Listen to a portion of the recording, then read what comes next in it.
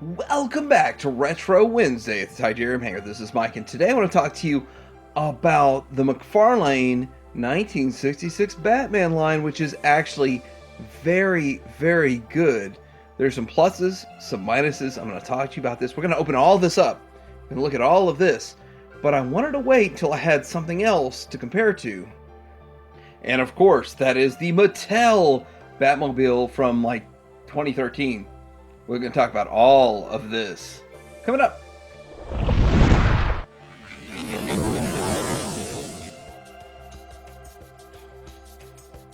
So first of all, we need to talk about the Batcave. I'm going to start with building the environment and then open the figures and vehicle and do comparisons and all that kind of stuff. So looking at all this, the Batcave comes, there's a side of it. You can see the Batman that's with it.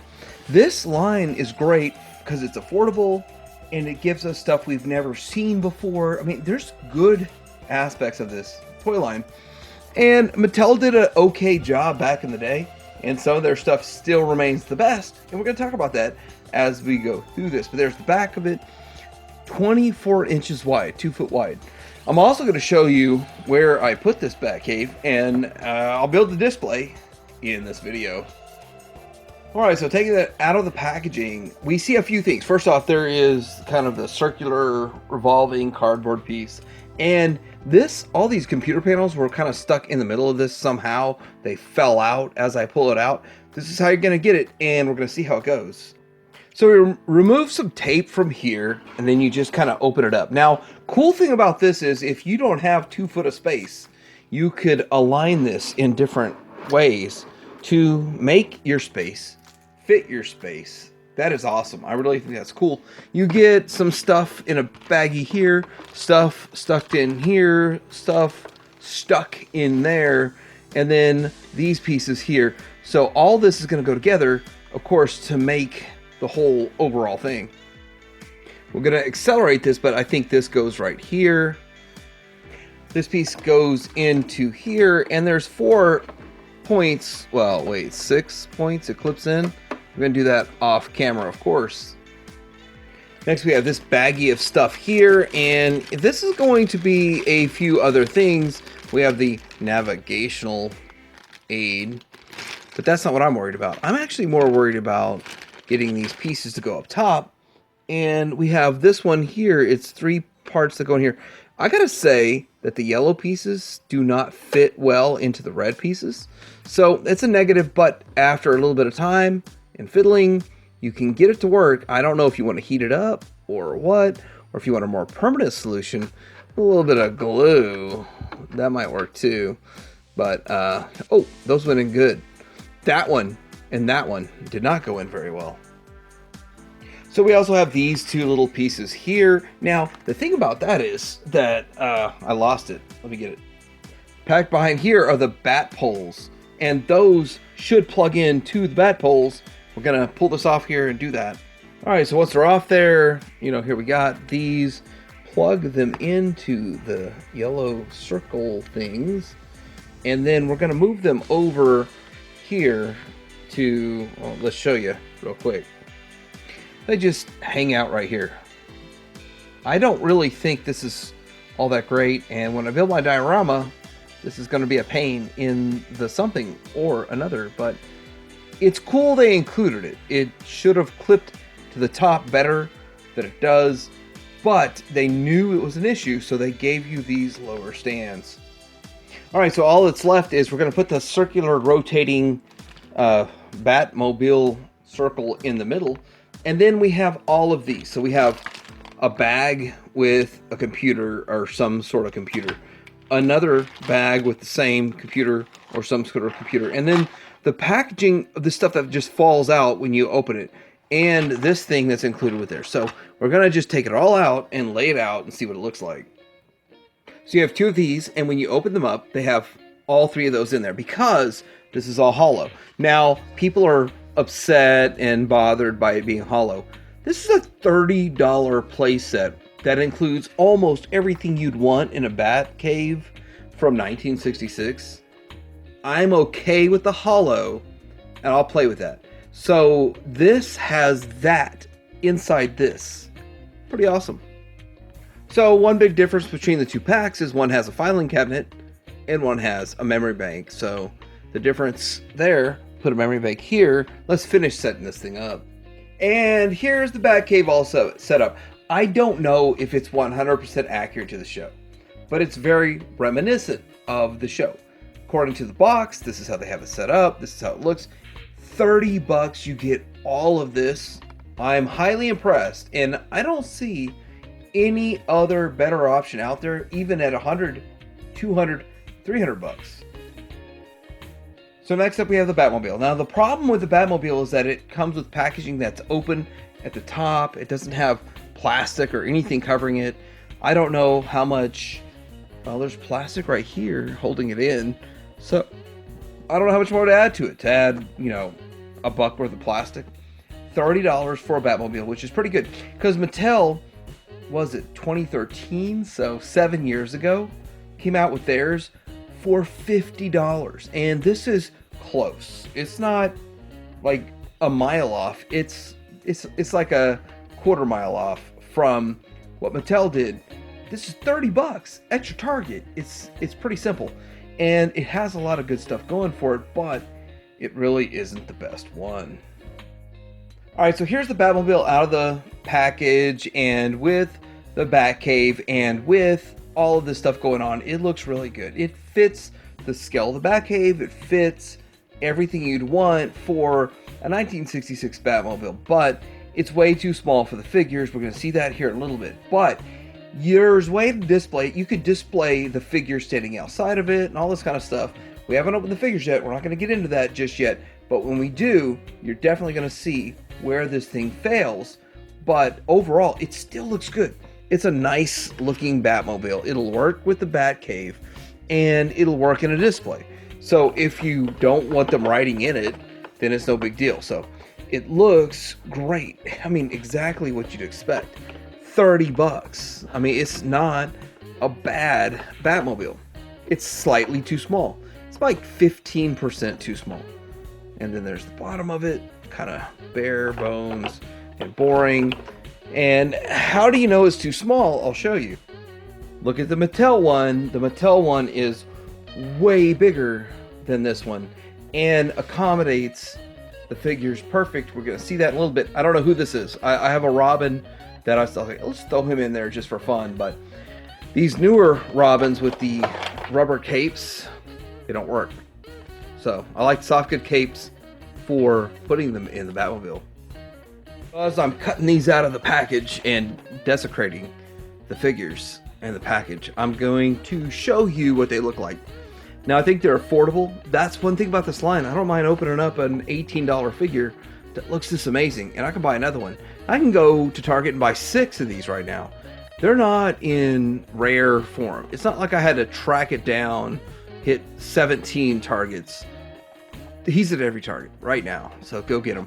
Anyway, he looks good. This is the packaging, and it shows a cross-sell of this. It's really a good Batcave, and the Batmobile is not a bad Batmobile. Even they show you on the package. Look, the figures are too big for the Batmobile. But let's open this guy up and take a look at him.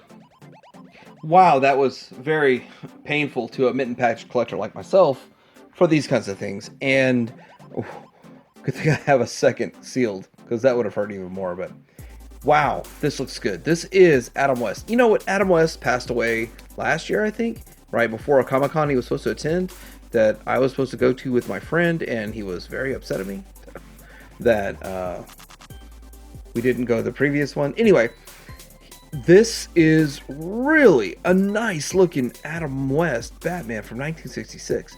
They did a really good job. Lacking articulation to give it a better sculpt. Same thing Super 7 is doing with some of their figures, and especially G.I. Joe. But I am okay with it because I display.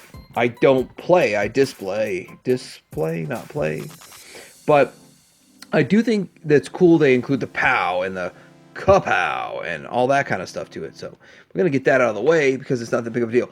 But he doesn't have a weapon, a batarang or bat rope or a bat gun or anything like that. But he puts his dukes up, so I guess that's okay. So getting into articulation, all the figures should be about the same. This one appears to have his bat thing is to the wrong side there. I don't like that. Left, right. His arm goes out that far. He has 90 at the elbow. He can go forward that much. Suck it, bro. And then he can go that far back. I guess you can go further forward if you put his arm out like that. Suck it, bro. That's, I guess, how it works. Waist is very tight, swivel, no ab crunch, and I'm okay with it. See, if you're looking for a super duper show accurate, this is it. You go to Mattel and they have some breakup all in here, breaks the sculpt to give it more articulation. What do you want? Well, I want this. This is exactly what I want. There's no lower leg articulation. 90 at the knee, 90 at the waist, at the thigh or whatever. Not really. I don't need a bunch of articulation. I don't need this guy doing an Iron Man pose. He will never do an Iron Man pose for me because I don't need that, you know? Yeah, he can't achieve Iron Man pose. And I like Batman more than Iron Man, so suck it, Iron Man.